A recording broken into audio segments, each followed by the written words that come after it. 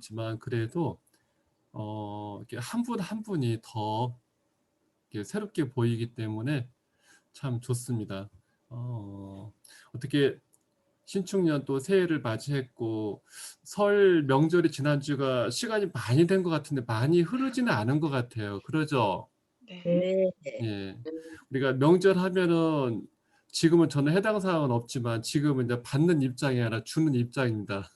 뭔지 아시죠? 예예예.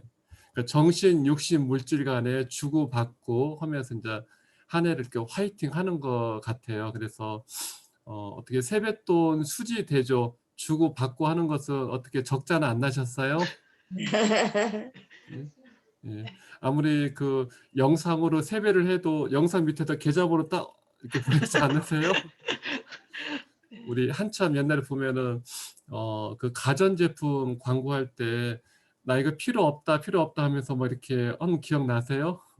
TV 가리키면서 나는 옆집 누구는 이렇게 보내왔다고 하더라. 하지만 나는 괜찮다, 괜찮다. 괜찮다 하면서 그거 기억나세요? 예. 그래서 저희가 네. 이런 세상에 살고 있습니다. 그래서 어찌 보면은 우리가 음력과 양력서를 다 보내지만 어떻게 보면 서양은 음력이라는 걸 별로 안 세잖아요. 그러죠?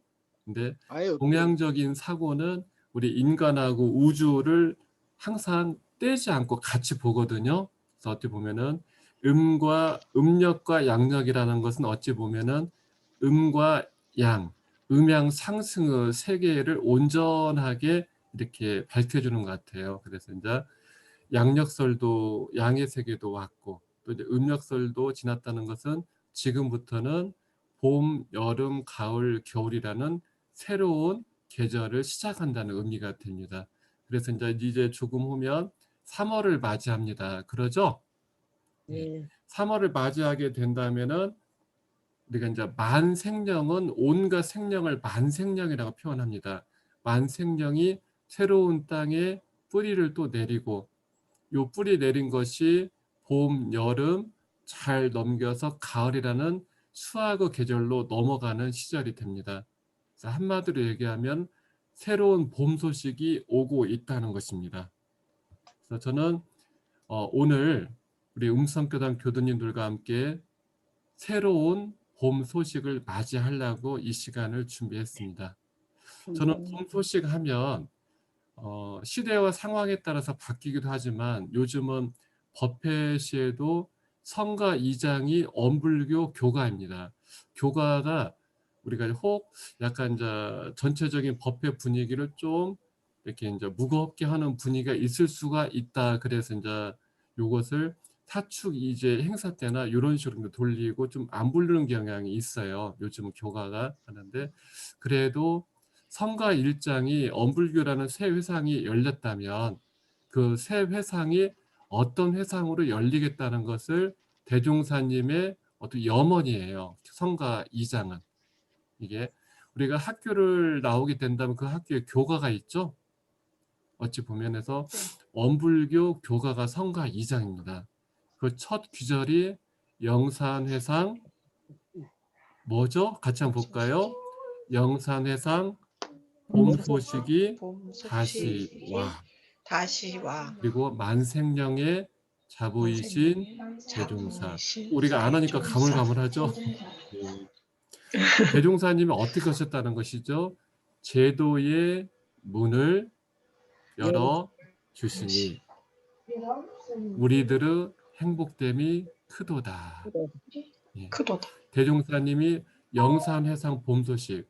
영산회상이라는 것은 과거 서가모니 부처님이 모든 생명을 부처님의 자비 품으로 아는 하나의 제도의 문을 열은 것이 영산회상입니다.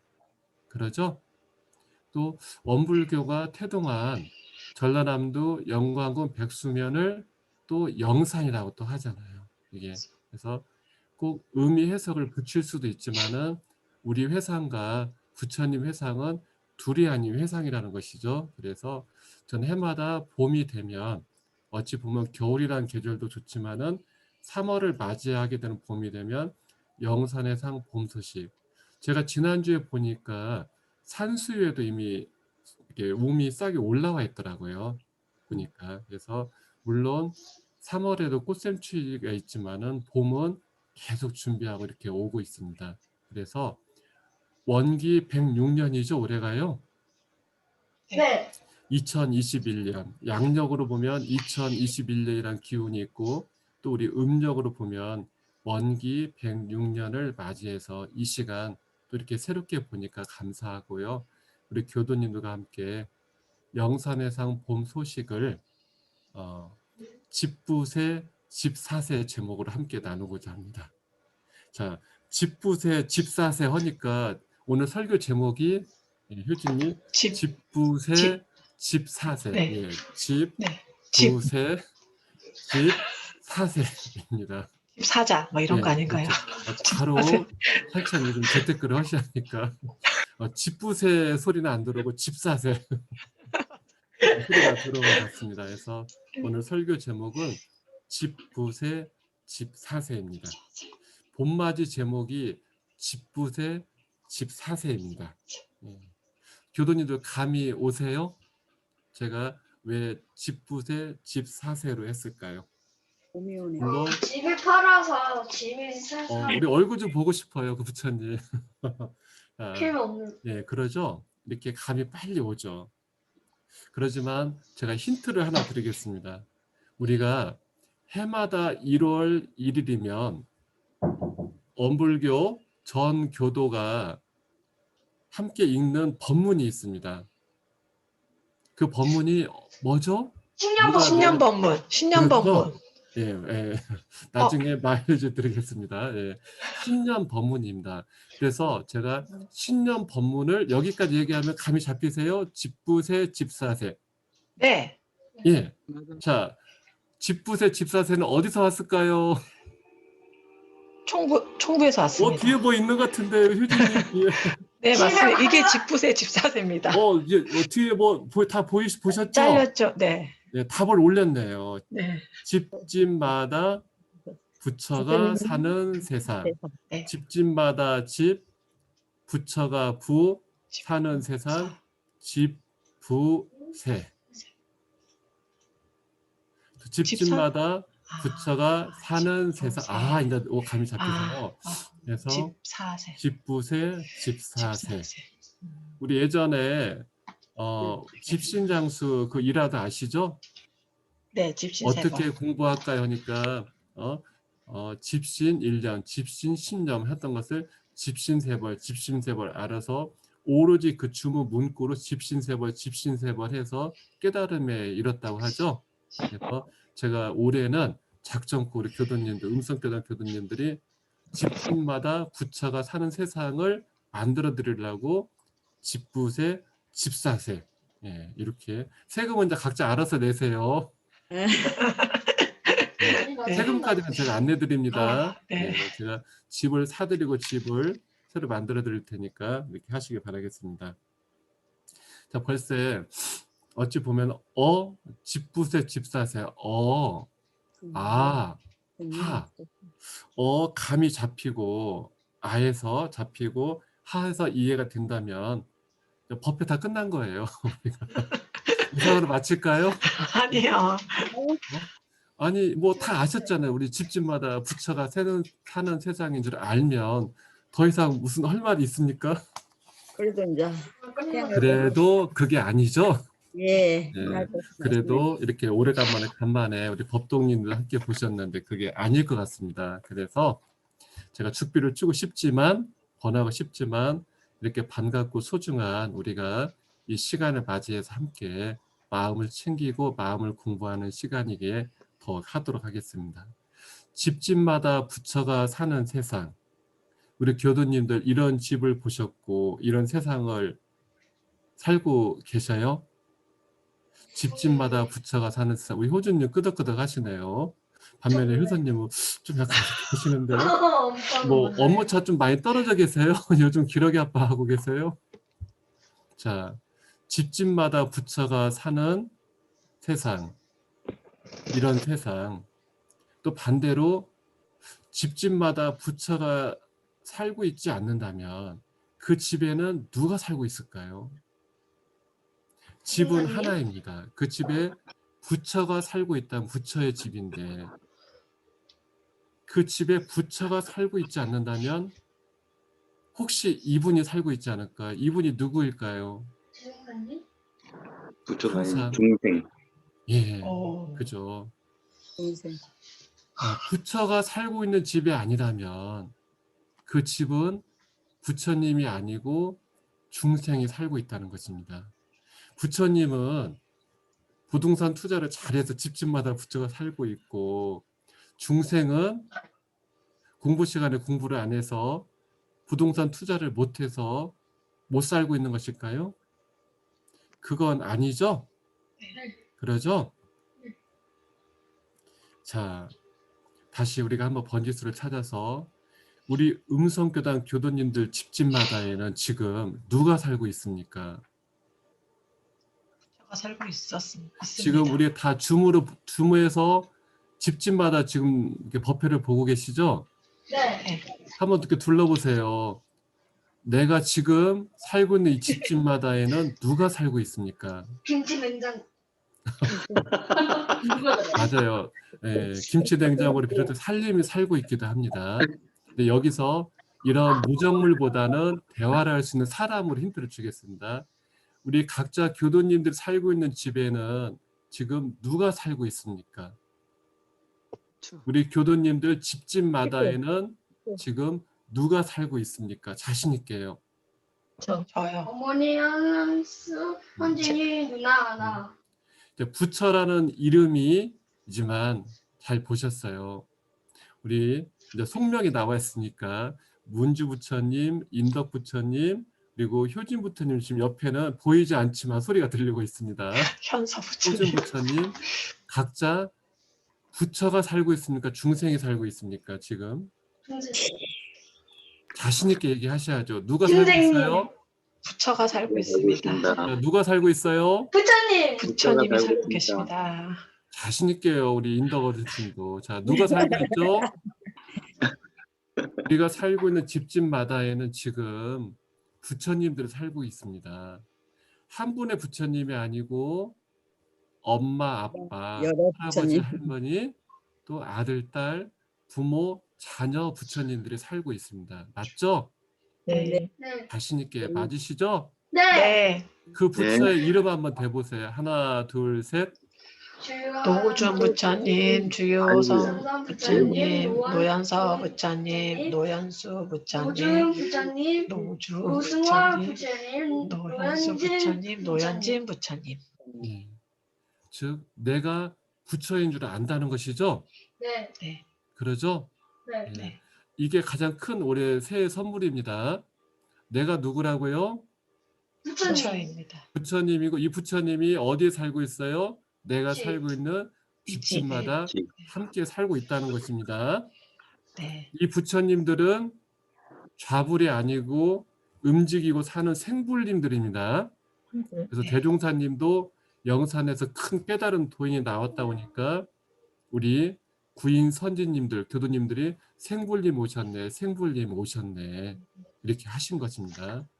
우리 모두는 부처이고 생불님들입니다.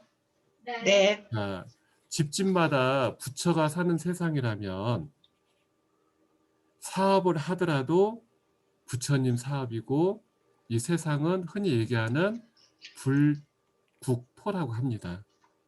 공부를 하더라도 어떤 공부를 하시겠어요? 부처님 되는 공부를 하겠죠. 그러면 우리 집에 부처님 살기도 하지만은 때로는 중생이 가끔 손님으로 찾아오기도 합니다. 그러죠? 네. 네. 자, 그러면 부처와 중생은 다를까요? 이렇게 물어보면 우리 효진 부처님, 자녀 부처님도 얘기 한번 해보세요. 부처와 중생은 무엇이 다를까요? 이렇게 물어보면 부처와 중생은 무엇이 다를까요? 한 몸 안에 있습니다. 예, 예. 한 번만 했지만 네, 그때 일단은 경기에 따라서 부처가 경기에 음, 따라서는 아닌데. 이것은 우리가 마음 공부를 했을 때 그런 것이고 네, 일반 사람들한테 물어보면 아, 글자가 다르죠. 부처와 중생이 이렇게 접근하는 게 정상입니다. 첫째는 부처와 중생은 이름이 다른 글자가 다릅니다. 그러죠? 네, 문패가 다르고 번지수가 다릅니다. 그리고 여기서 마음 공부를 하게 된다면 부처는 본래 자리를 깰 줄 알고 한 마음을 찾을 줄 압니다. 중생은 본래 자리를 찾을 줄 모르고 깰 줄 모릅니다. 그래서 한 마음을 못 찾습니다. 하지만 이 본래 자리가 한 마음이 부처에게만 있고 중생에게는 없을까요? 다 같이 여기서 조금 헷갈릴 수가 있지만 이 본래 자리가 이 한 마음이 부처에게만 있어서 부처는 이것을 알고 중생에게는 없어서 이것을 모를까요? 아닙니다. 그건 아니죠. 네. 네. 부처와 중생은 대종사님은 크게 봤을 때는 일원은 법신불이라고 하셨습니다. 저만 사용하는 단어가 아니고 이게 오죽 중요했으면 가장 먼저 내놨겠습니까? 중심으로. 자, 같이 기억을 더듬으면서 일원은 법신불이니 우주 만유의 본원이요. 본원이요. 그렇죠. 재볼 재성의 시민이요. 일체 일체 중생의 본소입니다. 본소입니다. 마지막에 가서 자, 부처도 나왔고 재불조사도 나왔고 중생도 나왔죠. 네. 요게 본래 성품자리다, 본성이다. 그래서 알 수 있듯이 부처와 중생은 본래 둘이라는 거예요, 하나라는 거예요. 하나. 본래는 하나이기 때문에. 하지만 부처님은 흔히 얘기하는 지혜 광명으로, 부처님은 지혜 광명으로 이 본래 자리와 한 마음을 찾고 깨지만 중생은 지혜 광명이 아닌 뭐죠? 무명 업장으로 이 본래 자리와 한 마음을 찾지 못하고 깨지 못하는 것입니다. 부처와 중생은 본래 하나지만 부처님은 지혜 광명으로, 중생은 무명 업장으로 이 자리를 보지 못하고 깨지 못하기 때문에 어느 집에서는 부처가 살기도 하지만 어느 집에서는 중생이 살고 있다는 것이죠. 우리가 살고 있는 집에 내가 살고 있죠? 우리 부처님들 살고 있죠? 네. 네, 그러죠? 네. 그러면 이 부처님, 나란 부처님은 어디에 살고 있을까요? 우리 집. 나 부처님의 어디에 살고 있죠? 집. 어느 집? 누구 집? 마음. 우리 마음. 내 마음의 집에 살고 있습니다. 내 마음의 집에 때로는 부처님이 살고 있기도 하지만 경계에 따라서 때로는 누가 살고 있다는 것이죠? 중생이죠. 중생. 중생. 부처님이 살고 있으면 불심인 것이고 중생이 살고 있으면 중생심. 감 잡으시겠죠? 자, 이겁니다. 한 걸음 더 우리가 나아가서 한 번 부처이면 영원한 부처일까요? 갑자기 한 번 멋머시면 영원한 멋이라고 하죠. 아닙니다. 한 번 부처이면 영원한 부처일까요? 아닙니다. 한 번 중생이면 죽을 때까지 중생일까요? 아닙니다. 아니죠. 네. 그래서 우리가 마음 공부를 하는 것입니다. 우리가 경계에 따라서 진급이 되고 강급이 되고 업력에 따라서 윤회를 하기 때문에 한 번 부처면 영원한 부처도 아니고 한 번 중생이면 영원한 중생도 아니라는 것입니다. 이게 중요해요. 첫 번째는 우리 집집마다 부처가 살고 있다는 것이고 내 집 부처님이 영원한 부처, 영원한 중생이 아니고 내가 공부 따라 마음 따라 바뀐다는 것입니다. 자, 우리가 부처는 누구이며 중생은 누구련가 대한 질문은 공부를 하다 보면 본래 하나인 줄 압니다.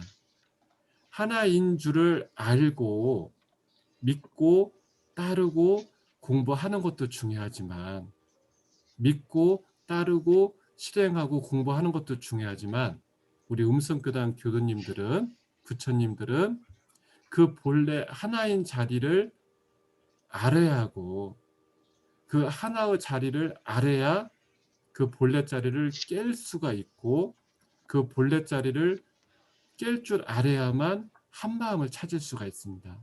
우리 본래 자리를 원으로 표시하죠. 네. 이 본래 자리에 뭐가 있다는 것이죠? 본래 자리에 한마음이 있다는 것이죠. 본래 자리를 먼저 알아야 하고 그 본래 자리를 깨야 본래 성품인 한마음이 나온다는 것이죠. 그래서 대종사님이 본래 자리를 뭘로 표시해 주신 것이죠? 하나의 원, 일원상으로 표시해 주신 것이고 그 일원상 안에 우리 공부와 신앙과 수행의 표준으로 잡아주신 것입니다. 그래서 우리가 살아가면서 경계를 대할 때마다 요란해지고 어리석고 글러지면 항상 무엇을 갖다 대라고 하는 것이죠? 이 본래 심경, 마음의 거울. 마음인 일원상을 바꿔서 얘기하면 일원상을 내 마음으로 들어가 보면 마음. 심경이잖아요. 마음 거울. 이걸로 대라는 것이죠. 자, 이 마음 거울 이쁜 사람만 줬을까요? 다 주셨을까요? 다 주셨어.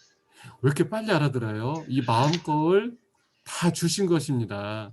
근데 어떤 사람은 마음 거울을 하나밖에 못 쓰기도 하지만 대종사님 기본적으로 9종 세트를 주셨습니다. 몇 개를 주셨다고요? 구종 세트. 첫 번째 1종은 뭐겠어요? 요란할 때 쓰는 마음 거울. 두 번째는 어리석을 때. 세 번째는 글러질 때. 공익심, 원망심, 배울 때, 가르칠 때. 감 잡으시겠죠? 미리 드렸습니다. 선물 3개 드렸어요. 자, 우리가 머릿속은 중생과 부처가 본래 하나인 줄 안다면 중생이나 부처나 본래 자리를 알아야 한다는 것이고 그 본래 자리를 깨야만 한마음을 찾을 수가 있다는 것입니다. 달걀을 먹으려면은 어떻게 해야죠? 삶거나 프라이를 하더라도 어떻게 해야죠? 삶은 것은 껍질을 깨야 하고 프라이를 하려면은 껍질을 깨야 그 내용물을 먹을 수가 있다는 것입니다. 그러겠죠? 네. 예. 대종사님은 이 본래 자리 한마음을 찾고 깨는 사람을 누구라고 했냐? 그 자리를 볼 줄 알고 그 자리를 깰 줄 알고 그 자리를 가질 수 있는 사람을 머슴이 아닌 주인이라고 했습니다. 그래서 마음 공부의 주인공. 이 주인공은 부처일 수도 있고 중생일 수도 있습니다. 그래서 마음 공부의 주인공을 한 걸음 더 나아가서 바로 공부인이라고 했습니다. 공부인. 부처도 공부를 해야 한다는 것이고 중생도 공부를 해야 한다는 것입니다. 요것이 감 잡으시겠죠? 네. 예. 우리 어르신들은 다 알고 계셔서 우리 초등생한테 양보를 하고 있는 것 같습니다. 정말 박습니다. 미래가. 부처도 중생도 알고 보면 공부인입니다. 공부인. 그러죠? 그 출발은 부처의 주인도 나고 중생도 주인도 나라는 것을 알았을 때 되는 것이고 그래서 대종사님은 중생에서 부처가 되는 공부길과 공부 방법을 밝혀주셨습니다. 그게 바로 교법입니다. 교법이죠. 부처가 되는 길, 중생이 되지 않고 부처가 되는 사용 설명서가 바로 교법이라는 것이죠. 이 공부길과 공부 방법을 실천하고 실행해 나가는 공부인이 누구겠습니까? 바로 지금 이 순간, 그렇죠. 나 자신이라는 것이죠. 나 자신. 나 자신인 줄 알았을 때 내가 이 공부길과 공부 방법의 주인이라는 것이죠. 그러죠? 네.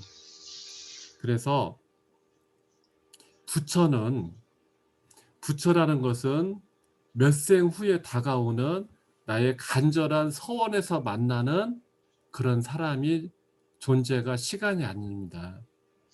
부처는 몇 생 후에 나한테 다가오는 꿈이 아니라 지금 이 순간 내가 교법을 실천하면서 변해가는 내가 맞이하는 순간순간들입니다. 감 잡으시겠죠? 네. 그냥 이번 생에서는 부처 양보할 거야. 이번 생에서 열심히 정진적공해서 다음 생에 태어나자마자 내가 부처가 될 거야. 이것이 아니라는 것이죠. 그러죠? 네. 이 생에서 인의 몸을 내가 제도하지 못한다면 이 생에서 인의 몸을 이 공부, 이 사업으로 내가 부처의 첫걸음을 떼지 못한다면 다음 생에서는 또 다시 시작을 해야겠죠. 그래서 일상생활 속에서 우리가 부처가 되고 부처님을 행동하는 그런 공부를 하고 있는 것입니다. 좀 전에 말씀드렸지만은 너무나 소중하기 때문에 너무나 간편하고 편리하기 때문에 다시 말씀드립니다.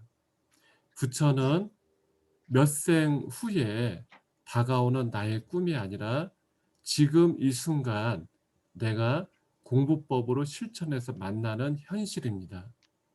대종사님께서는 이 부처되는 공부 방법을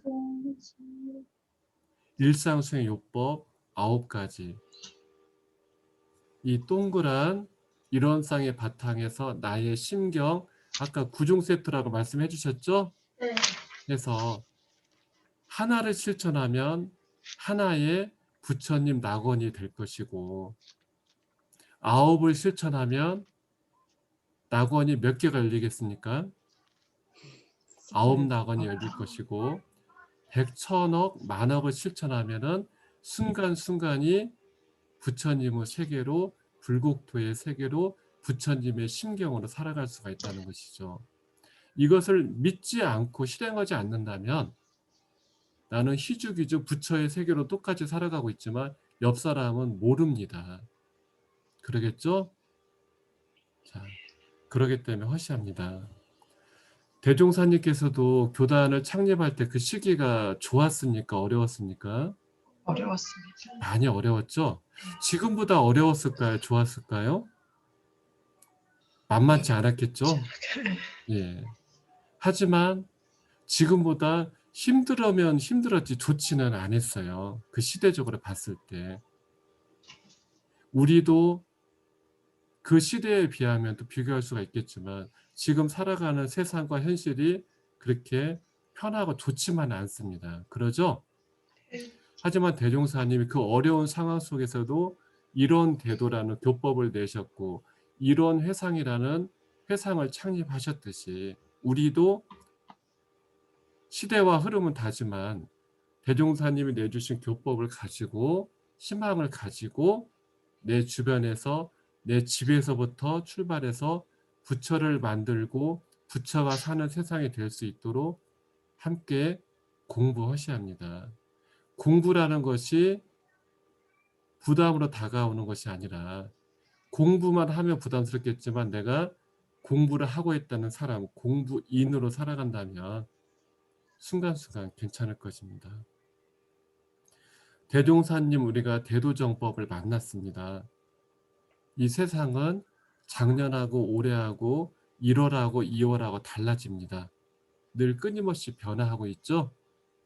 자, 이런 변화 속에서도 교법을 바꿔서 얘기하면 감사고, 이 교법을 실천하면, 감사를 실천하면 기쁨으로 다가오고, 이것이 다시 또 나한테 보온으로 다가오고, 이것을 정성을 다하게 된다면 우리 집마다 부처가 사는 세상이 될 것이고, 당연히 소유권은 누구한테 오겠습니까? 집부세면 집사세 소유권이 나한테 옵니다. 자, 소유권 넘겨드리겠습니다. 잘 받으세요. 네. 세금은 저한테 주실 필요 없어요. 제가 세금까지는 안 드릴 거예요. 그래서 아까 얘기했지만은 보이세요? 네. 예. 집부세는 집부세. 어디서 나왔다고요? 집집마다 부처가 사는 세세요. 아니, 이게 보이세요? 네. 야, 공부를 많이 하신 것 같아요. 지금 보니까. 뒤에 그러죠? 배경화면. 자, 또 이거 뭐겠습니까? 집사세. 예. 집집마다 난이도가 좀 높죠? 집집마다 부처가 사는 세상. 똑같네. 예, 예. 그래서 집사세, 집부세. 그러니까 집부세 하니까 뭔가 집을 부시세 이렇게 느낌이 올 수가 있죠. 그것은 네. 어떤 집을 부시라는 얘기죠? 중생의 주생이 집을 사는 집. 부시고 부처가 사는 집. 사. 그러려면은 어디에 중생이 살고 있는가 그 본래자리를 알아야하고 그래야겠죠? 네. 그 본래자리를 알아야만 그 본래자리를 확인해서 그 한마음을 찾는 거죠. 깨서. 그래서 이렇게 되시기를 저는 바라겠습니다. 자, 대종사님이 마음 공부하는 사람들을 누구라겠죠? 주인공. 주인공. 그죠? 공부. 이 주인공은 공부인이고 이 공부인은 우리 친구들한테는 좀 인생이란 단어가 그러겠지만은 인생길입니다. 우리가 살아가는. 그러죠? 네. 예, 그래서 오늘 통했나 이상이 이제 법어도 이제 부처 수심결 3개월 윤회 화택 그 얘기가 나오더라고요. 그래서 제가 우리 사회자님하고 또 이제 음성교단 교무님하고 서로 전화 통화를 한 건 아닌데 어느 법문을 할 거라고. 근데 네. 이제 딱 다가와서 오늘 제가 준비한 영산해상 봄소식이라는 집부세, 집사세, 집집마다 부처가 사는 세상. 결국은 집부세, 집사세는 한마디로 압축하면 집집마다 부처가 사는 세상이죠. 네. 예, 그래서 그게 함께 통했구나 그런 생각이 들었습니다. 그리고 그래서 우리 교전이 있을 수도 있지만 경산종사 법어 건도편 6장이 있습니다. 한번 교전 한번 펼쳐보실래요? 혹시 갖고 계시면 아니면 예, 도편 6장이요? 경산종사 법어 건도편 6장. 네. 6장을 보면은 예, 펼치셨어요? 네. 함께 봉독해 보실까요? 네. 예, 말씀하시기를 이 세상 여러 가지 원 가운데 사홍선언은 가장 큰 원인이 먼저 중생이 가 없으나 맹세코 제도하려는 원을 세우고 그 원을 실현하기 위하여 번뇌를 끊임없이 끊으며 법문을 성심껏 배우며 불도를 영생토록 닦고 또 닦으면 결국 성불 제중의 대원을 성취하리라. 불보살과 중생의 차이가 마치 큰 나무와 돋아나는 싹 같나니 장성하면 작은 싹도 큰 나무가 될 것이요. 꾸준히 수행하면 중생도 불보살이 되나니라. 그러므로 아무리 어려운 일이라도 하려고 하면 못 될 일이 없고 안 하려고 하면 되는 것이 없나니 우리는 부처와 내가 둘이 아니라는 큰 각오 아래 이 사홍선언으로 꾸준히 닦아 나아가면 못 이룰 것이 없나니라. 예. 자, 이 법문으로 저는 마무리하겠습니다. 마무리하고 정말 우리 집집마다 누가 살고 있죠? 부처님들이 살고 있습니다. 그래서 부처님한테 하는 것은 부처인 줄 알기 때문에 불공을 하죠. 네. 우리가 마스크를 쓰면은 누구한테 도움을 주기 위한 것이죠? 나를 보호하기 위한 첫 번째는. 일단은 내가 마스크를 쓰면은 나한테 도움을 주는 거예요? 상대방한테 도움을 주는 거예요? 상대방. 상대방한테 도움을 주는 것이죠. 네. 근데 상대방도 마스크를 쓰고 있으면 누구한테 도움을 주는 것이죠? 나한테. 그게 바로 불공입니다. 그러죠? 네. 네. 내가 먼저 부처가 되고자 하는 마스크를 쓴다면, 공부를 한다면 내가 함께 살아가는 그 부처님을 위해서 불공을 하는 것이죠. 네. 요란함이 탁 올라왔을 때 그 요란함을 잠재울 수 있는 마스크를 탁 써보고, 그럼 어떻게 되겠습니까? 그게 바로 상대에게 불공을 하는 것이죠. 그러죠? 결국은 서로를 위해서 우리가 부처가 되고자 불공을 하는 것입니다. 그래서 우리 음성대담 교도님들도 제가 대각교회를 한번 가볼 거예요. 저도 선물을 준비해서 가겠습니다. 부처가 많이 된 사람은 많이 드리고 적게 된 사람은 적게 드릴 거예요. 네. 네, 네. 한수 공부하시게요. 감사합니다. 감사합니다. 하이원 빌리지 부원장님으로 계시는 솔산 정윤솔 교우님의 아주 쉽고 뼛속까지 와닿는 법문이었습니다. 이번 시간은 즉문즉답, 오늘 법문해 주신 교무님과 또 뭐 이렇게 궁금하신 거 있으면 여쭤보는 시간, 그리고 아니면 지난주에 어떻게 지내셨는지에 대해서 개인적으로 한 분씩 말씀하시면 되겠습니다. 제가 보이는 화면에서 가장 위에 보이는 분께 제가 순서대로 임의대로 하겠습니다. 뭐 개인적인 뜻은 없습니다. 윤원선님이 제일 먼저 보입니다. 네. 어떻게 지내셨는지, 오늘 법문 말씀 어떠셨는지요? 네, 반갑습니다. 반갑습니다. 소수분들하고 잘 지내고 있고요. 네. 소수분들도 빨리 코로나가 잠식돼서 교당에 나갔으면 좋겠다고 말씀을 하시고, 명절 다 잘 지내고 이제 뭐 일상으로 돌아가서 이제 하루하루 잘 보내고 있습니다. 그리고 교무님이 오늘 설법에서처럼 그 마음이 경계에 부딪혔을 때 요란함을 가르치고 그런 마스크를 뭐 이렇게 착용하는 그런 말씀을 해주셨는데, 그 말씀처럼 잘 실천해서 집마다 부처가 사는 세상으로 잘 살아보도록 노력하겠습니다. 반가웠습니다. 감사합니다.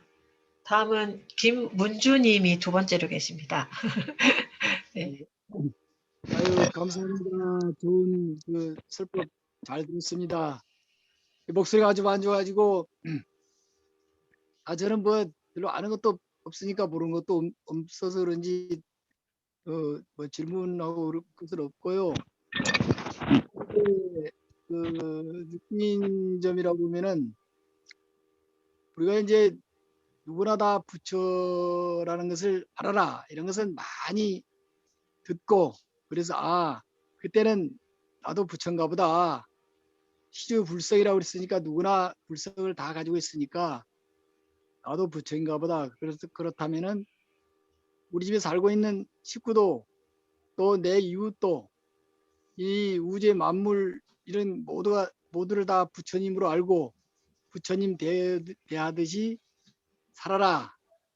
그러니 많이 듣고 그런가 보다 이제 이러는데, 이게 행동으로는 나오질 않는 거예요. 머릿속에서 머물러 버려요. 그러니까 나 이제 그런 경외심을 가지고 부처님 모시듯이 다 이렇게 해드려야 하는데, 내가 완전히 부처가 되지 않으니까 그 행동이 중생심이 부처님 마음을 덮어버린다 이거. 이기는 거예요. 마가 이기는 거죠. 법이 승해야 하는데 마가 승하니까 내가 부처라는 공부 그 알았던 거는 어디로 가고 중생심이 밖으로 나타난다. 이게 얼마만 이제 그러니까 결국 이제 수행이 부족하고 공부가 이제 부족해서 그러니까 늙어 죽을 때까지 끊임없이 수행하고 공부해야 하고 하지 않으면 안 되겠다는 것을 느꼈습니다. 네, 감사합니다. 예. 그 우리 문주님이 말씀하셨잖아요. 우리도 이제 공부를 하다 보면은 일단 기본적으로 공부를 했기 때문에 아는데 생활 속에서는 부딪히잖아요. 당연히. 그러죠? 요게 네, 근데 거기까지 왔다면은 바로 이제 중간까지 와 있다는 거예요. 요게 우리가 이제 네. 가운데 중자를 보면은 가운데 중자는 이게 간음이 중에 딱 걸쳐 있잖아요. 그러죠? 이게 네, 그래서 그 단계는 이제 겸손하게 표현하셨지만은 공부 중인 거잖아요. 공부 중. 공부 중에서 내가 부처의 신법을 내면은 결과가 부처님 행동이 나온 것이고 불공이 된 것이고 아차하고 이제 중생의 행동이 나오면 중생의 결과가 나오는 것이죠. 이게요. 이게 되는데 제가 이제 그 부분이 우리가 이제 공부 삼아서 해야 하는 것인데 그냥 허락하지 않고 명확히 밝혀주셨어요. 우리가 법의 등급이 있잖아요. 그러죠? 그러면 네. 처음부터 법의 등급을 한마디로 얘기하면은 부처가 되는 공부 계단이에요. 이게 법의 사다리. 그래서 예. 대종사님이 보통급에서 바로 부처님으로 훌쩍 가게 하면은 얼마나 피곤하겠어요. 그래서 우리 알고 있지만은 보통급, 특신급, 상정급, 중간 이렇게 놓으셨잖아요. 그래서 네. 했는데 우리 문주님께서 말씀하신 것은 그게 바로 보통 특신을 넘어서서 이제 법과 부처와 중생이 서로 쌍전하고 있는 과정이죠. 우리 생활 속에서. 그래서 네. 법마 상전의 과정을 통하고 여러 번 잽을 날려보기도 하고 하면서 이제 항마를 하는 거잖아요. 우리가. 그래서 이건 지극히 자연스러운 것이고 내가 어찌 보면은 지금 부처의 마음이 나오려고 하나 중생의 마음이 나오려고 내가 지금 나를 바라보고 있다는 것이죠. 벌써 이게. 그러면은 다 이게 공부가 되신 거예요. 거기서 이제 어느 쪽으로 내가 기우냐. 그것을 다양한 케이스를 내는 것이 바로 이제 우리가 내놓은 대종경, 교법, 교입헌 이런 부분이 있는 것이죠. 그래서 결국은 법을 가까이 하면은 그런 상황에 부딪혔을 때 내 행동이 법으로 나오게끔 되어 있는 것이죠. 그래서 아마 잘하고 계시겠지만은 그렇게 마음을 살피고 되돌아보면은 그것이 굳어지고 그것이 쌓이다 보면은 자연스럽게 경계가 들어온다 하더라도 그 경계 속에서 행위 불공으로 나가게 되는 것이죠. 그래서 저는 대종사님 제가 공부를 이제 그래도 이제 저는 전공이 이쪽이잖아요. 그러죠? 그래서 결국은 하다 보면은 재밌는 게 뭐냐면 우리가 이제 어불교를 출발해서 공부를 계속 하게 되잖아요. 계속 하게 되다 보면은 근데 간만큼 되돌아오게 되더라고요. 어디로 되돌아온다? 처음 출발했던 자리. 처음 그게 뭐냐면 우리 흔히 수구초심 들어보셨죠? 네. 짐승도 어떤 상황이 되는데 고향을 향해서 고개를 돌려서 그 초심 돌리고 그것을 우리는 흔히 회광반조라고 합니다. 회광반조. 내가 해서 지금 문주님 같은 경우도 경계를 당했을 때 나의 마음을 되돌아보는 것이죠. 요 상황을 요게 해서 우리가 반조라고 많이 표현하잖아요. 되돌아본다, 되돌아본다.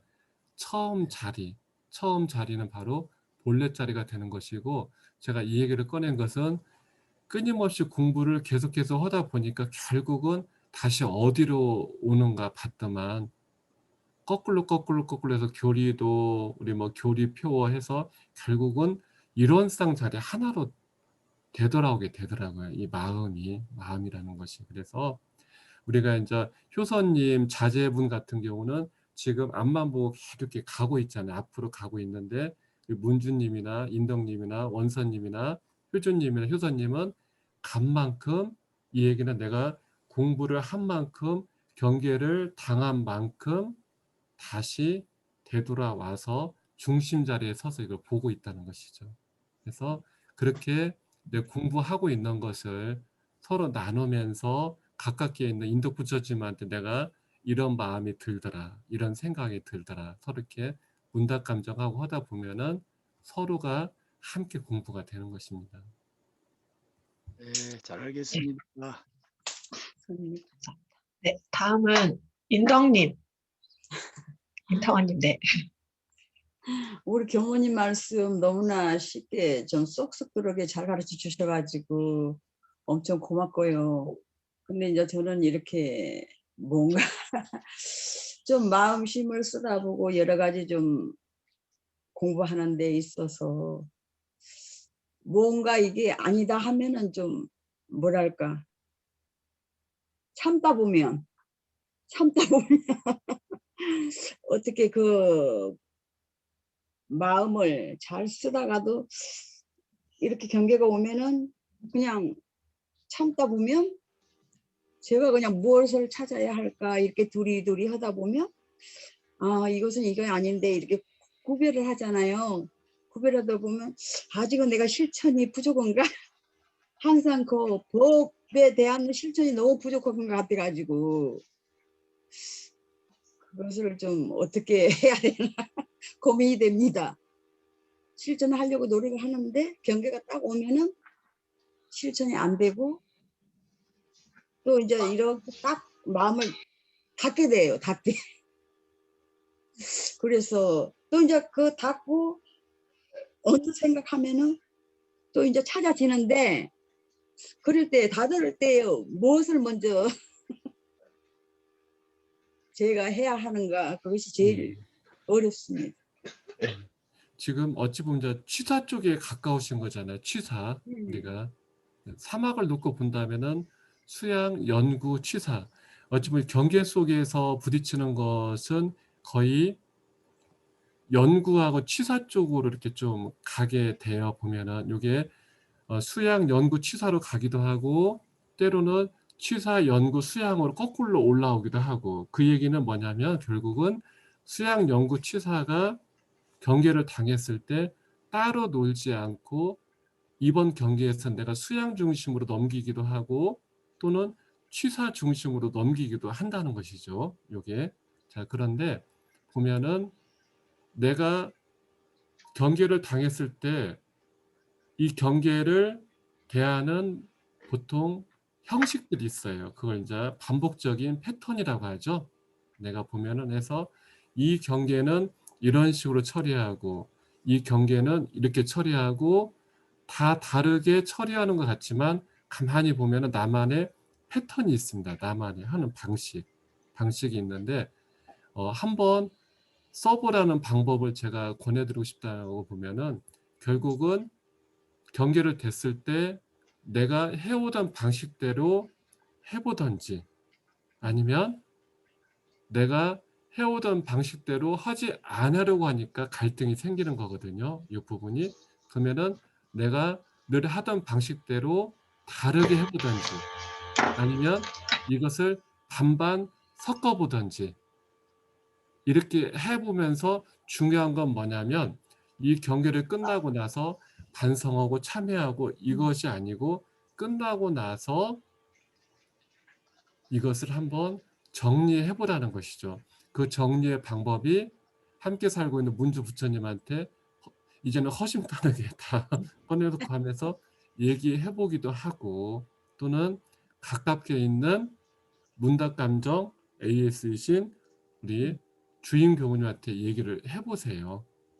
해보고 그러면서 나를 객관적으로 보고 하면은 그 힘이 달라집니다. 우리가 천리길을 갈 때 계속 일자로만 가지는 않잖아요. 그러죠?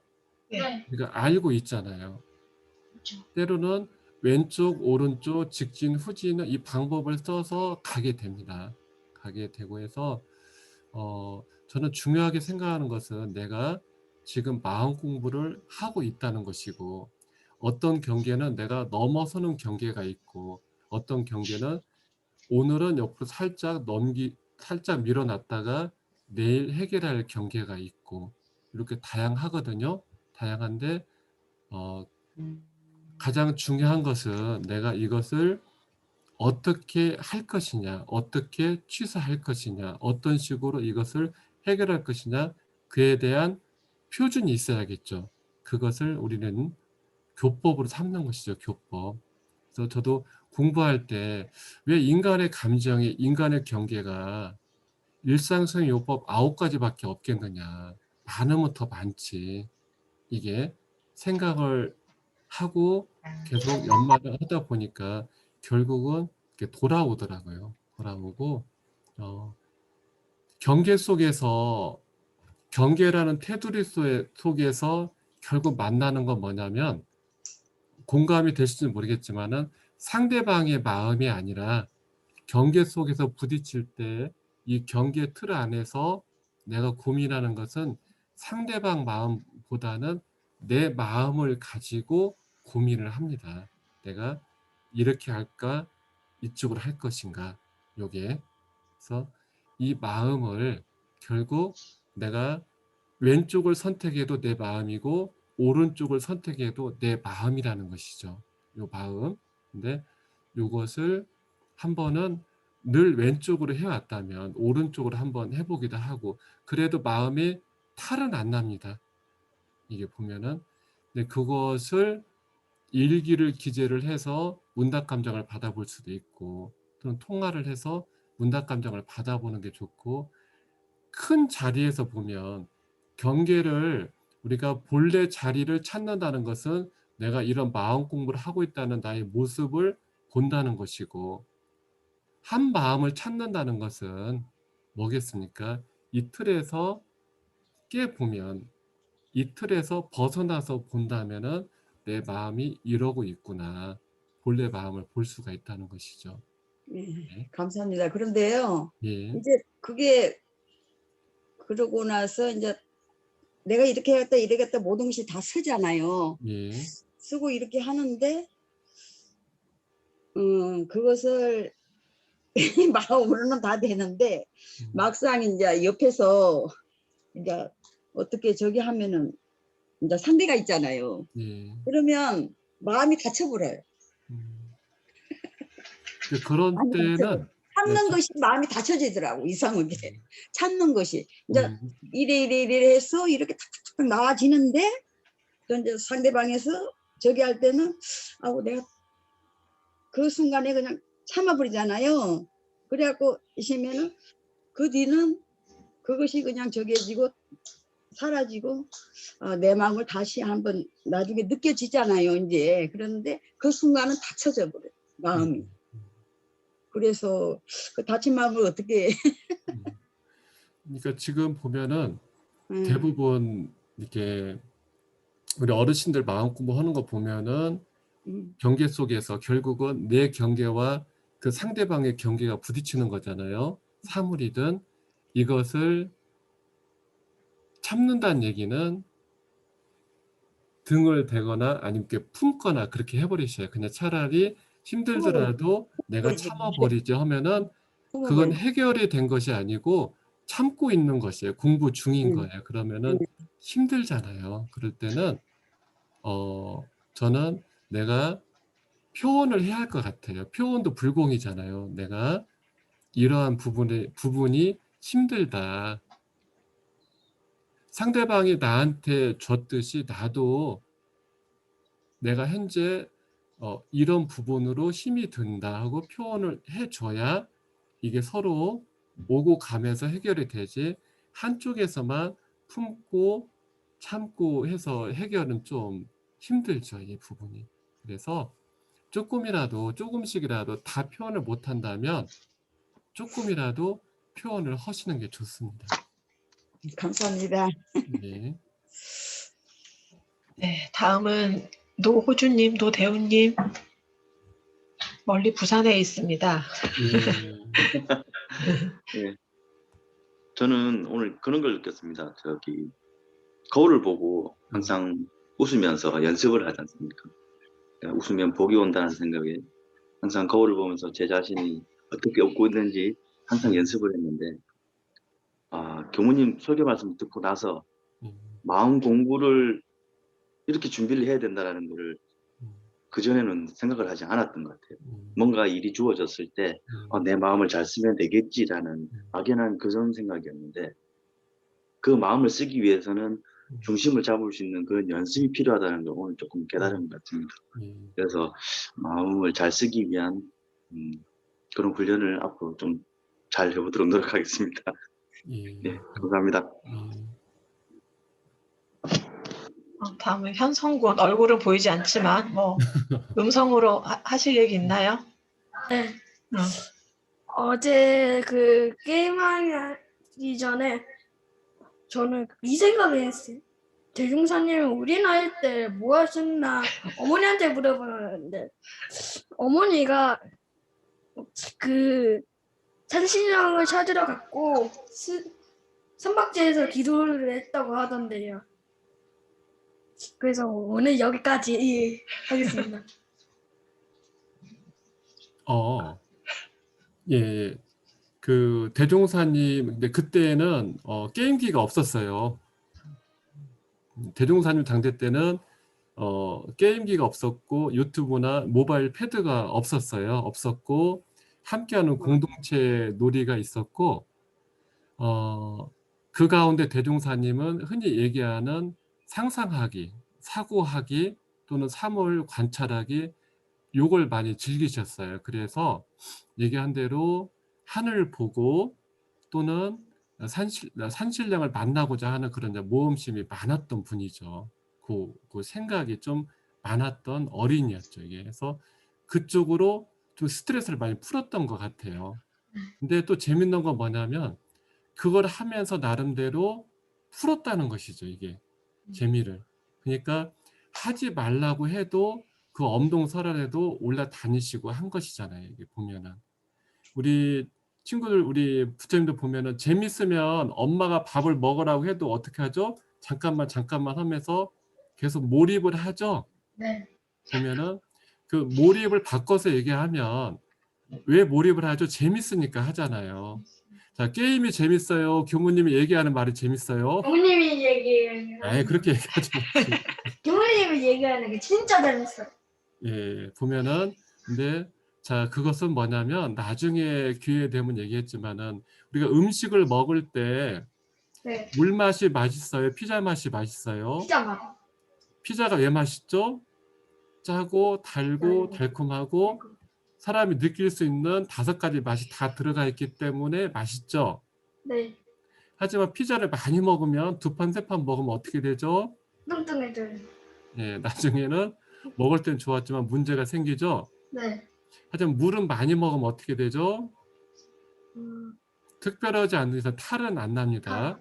자, 다시 이제 번지수를 찾아와서 얘기를 하면은 그 일을 할 때 맛이 있기 때문에 그래요. 공부에 재미를 붙이게 된다면 그 공부를 하다 보면은 야, 마음이라는 것이 이런 거구나. 눈에 보이지는 않지만 그리고 이 마음이 눈에 보이지는 않지만 이 마음을 어떻게 쓰는 거에 따라서 결과가 다르게 나오는구나. 그것을 한두 번 경험하다 보면은 그 결과를 알기 때문에 마음 공부를 하게끔 될 수밖에 없어요. 그래서 공부든 게임이든 대종사님도 어떤 사물이나 일에 대해서 첫 번째 흥미가 있다는 거예요. 흥미를 느끼고 그 흥미가 있다 보니까 계속 하다 보니까 뭐예요? 재미가 생긴다는 거예요. 그 일에 대해서. 마음 공부도 우리 부모님이 어렵지만 흥미를 붙여주는 환경을 붙여주는 것이죠. 네. 그러면서 적절하게 흥미를 붙일 수 있도록 해주면은 우리 친구들이 뭐죠? 재미를 느낀다는 것이죠. 우리 효진이 엄마도 효진이 우리 아이 또래들이 보면은